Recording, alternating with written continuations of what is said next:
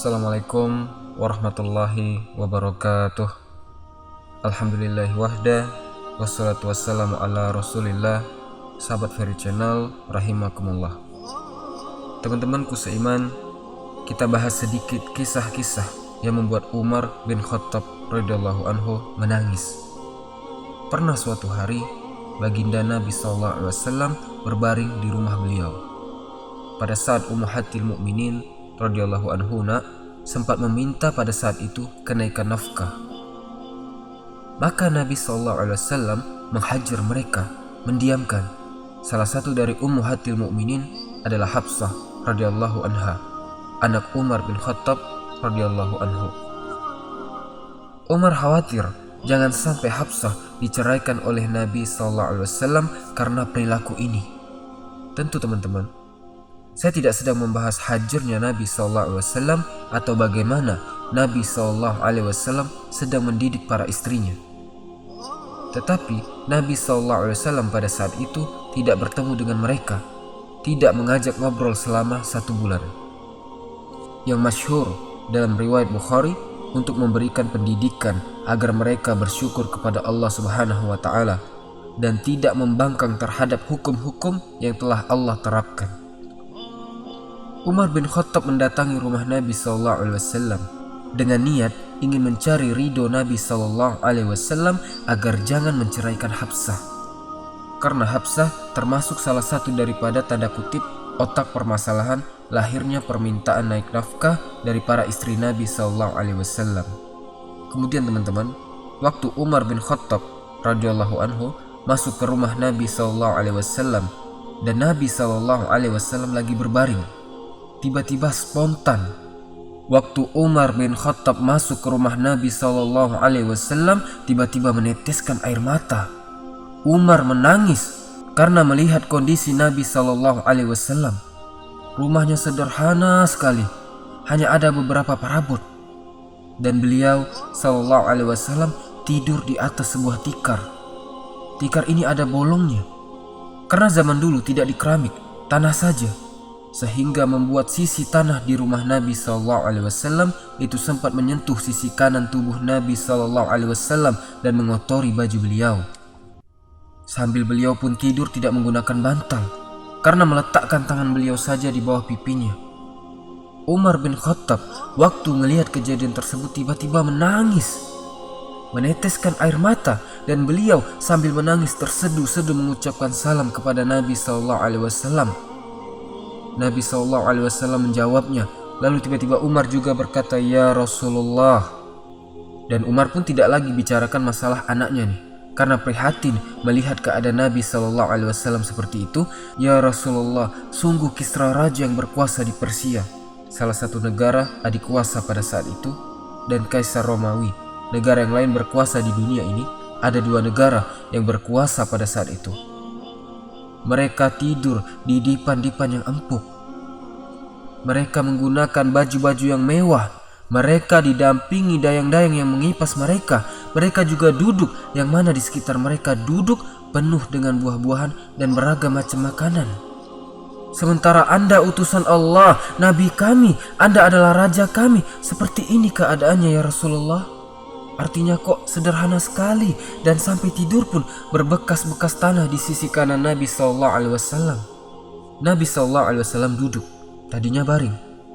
Lalu Rasulullah SAW berkata, "Wahai Ibnu Khattab, apakah kau masih ragu dengan apa yang telah selama ini aku sampaikan? Apakah kau masih ragu wahai Umar bahwasanya mereka memiliki dunia dan kita memiliki akhirat? Apakah kau masih ragu dengan semua janji-janji Allah dan semua ancamannya? Sampai akhirnya kau berkata seperti itu wahai Umar. Ketahuilah wahai Ibnu Khattab, Islam ini akan sampai ke seluruh pelosok muka bumi ini, baik dengan kemuliaan atau dengan kehinaan. Maksudnya akan masuk Islam orang yang mulia, dan yang menolak pun akan dengan terhina masuk ke dalam Islam. Akan masuk akhir zaman nanti seperti itu, dan terbukti sekarang orang-orang berbondong-bondong masuk Islam." Baik, jadi ini salah satu kisah Umar bin Khattab radhiyallahu anhu menangis. Juga ada kisah yang diriwayatkan oleh Imam Bukhari, Khabbab ibn Arad radhiyallahu anhu, sahabat Nabi yang mulia, seorang mantan budak di Mekah dulu, datang mendekati Nabi SAW di Mekah. Saat itu beliau lagi di depan Ka'bah, kemudian menggunakan jubahnya sambil berdoa kepada Allah Azza wa Jalla. Khabbab ibn Arat, waktu awal-awal Nabi berdakwah, Khabbab ibn Arat waktu itu baru saja selesai disiksa oleh orang Quraisy.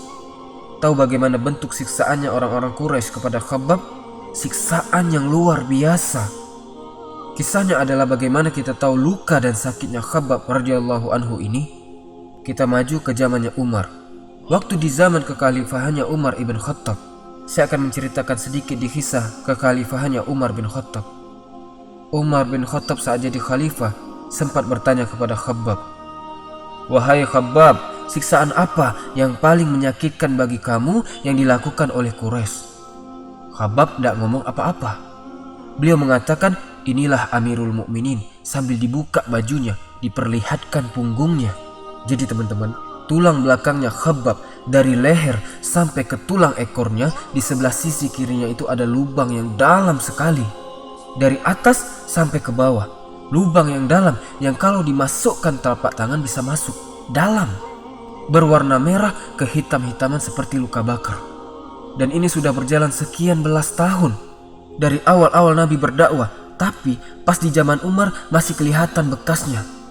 Umar bin Khattab waktu melihat itu langsung menangis. Umar meneteskan air mata, sedih melihatnya. "Apa yang mereka lakukan kepadamu wahai Khabbab sampai seperti ini tubuhmu?" Maka Khabbab pun menceritakannya.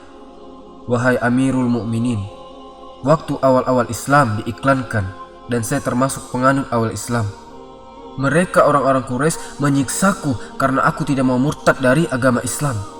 Mereka menyuruhku keluar dari Islam. Mereka orang-orang Quraisy membuka bajuku kemudian meletakkan batu-batu yang runcing dan tajam di padang pasir yang sengaja mereka tancapkan di dalam tanah dengan kokoh. Kemudian kedua kaki saya dipegang, kedua tangan saya dipegang, lalu saya diseret dengan cara keras di atas batu-batu tajam tersebut, sampai akhirnya belakang saya bolong seperti ini. Waktu masih netesin darah, baru selesai disiksa seperti itu di Mekah, Khabbab ibn Arat radhiyallahu anhu datang kepada Nabi SAW. Saat itu Nabi SAW lagi di depan Ka'bah. Khabbab berkata, "Ya Rasulullah," dibuka bajunya. "Lihatlah perlakuan orang Quraisy, mereka menyiksa saya dengan luar biasa. Tidak ada orang yang disiksa seperti saya ya Rasulullah, tapi alhamdulillah masih hidup." Lalu kemudian berkatalah Khabbab, "Ya Rasulullah, mumpung Anda di depan Ka'bah, Anda seorang utusan Allah, mintalah agar Allah memenangkan segera agama ini." Apa kata Nabi SAW? "Wahai Khabbab, sesungguhnya kalian kaum yang buru-buru. Wahai Khabbab, demi zat yang ubun-ubunku dalam genggamannya, Allah Azza wa Jalla akan masukkan agama Islam ini ke seluruh pelosok muka bumi ini, baik dengan kemuliaan ataupun dengan kehinaan. Pasti orang akan masuk menerima agama ini dengan kepintarannya, kecerdasannya, atau dia akan masuk Islam dengan terpaksa di akhir zaman." Dan Rasulullah langsung melanjutkan, "Dan wahai Khabbab, Allah Azza wa Jalla akan menyebarkan Islam sampai-sampai seorang wanita jalan dari Hadramaut menunggangi unta sendirian, tidak didampingi oleh siapapun menuju ke Sana'a." Hadramaut, sebuah wilayah di Yaman. Jaraknya dengan Sana'a mungkin kalau saya tidak salah sekitar 600 km. Sana'a ibu kota Yaman, sampai sekarang masih ibu kota. Dan dulu antara Hadramaut dengan Sana'a ini teman-teman sekalian terdapat puluhan suku, dan semuanya perampok. Kalau orang dulu, jalan antara Sana'a dan Hadramaut itu antara hidup dan mati. Kalau dia lolos dari satu suku yang akan merampoknya, maka dia akan ditangkap oleh suku yang lain di depannya. Setiap suku yang dilewatin pasti akan merampok dan tidak ada yang selamat antara dua wilayah ini. Nabi SAW berikan contoh, "Wahai Khabbab, nanti akan tiba Islam masuk ke seluruh jazirah Arab, seluruh dunia ini, sampai-sampai karena tersebarnya Islam itu, seorang wanita jalan dari Hadramaut sendirian menunggangi unta ke Sana'a dan tidak ada satupun yang mengganggunya, serta dia tidak takut kecuali kepada Allah." Kata Khabbab, "Demi Allah, saya menyaksikan sendiri." Karena Khabbab hidup sampai di zaman Khulafaur Rasyidin.